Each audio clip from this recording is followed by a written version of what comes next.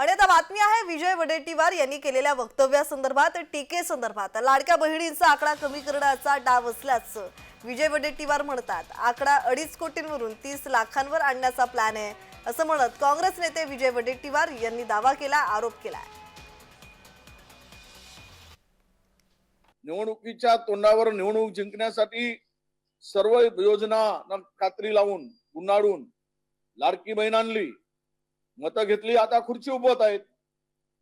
लाडक्या बहिणीचे सुद्धा मोठ्या प्रमाणामध्ये आता 4 व्हीलर आणतील, उद्या 2 व्हीलर, मग स्लॅबचं 2 खोल्याचं घर असेल, त्या घरकुल मिळालं असेल तर तेही काढतील. हळूहळू आणून यांना जो काही आकडा 2.5 कोटीपर्यंत गेला होता लाडक्या बहिणीचा किंवा 3 कोटीपर्यंत होता, तो आता हे 25-30 लाखापर्यंत आणतील.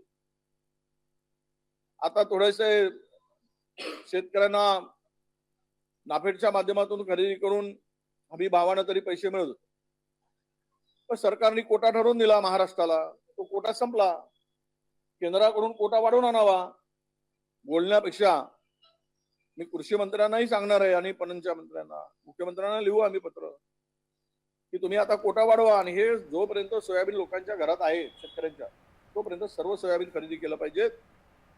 आणि जर झालं नाही तर मी या महिन्याच्या एंडमध्ये आम्ही यवतमाळ मधून सोयाबीन शेतकऱ्यांचा वाशिम आणि यवतमाळ 2 जिल्ह्यामध्ये मोर्चा काढायचा आम्ही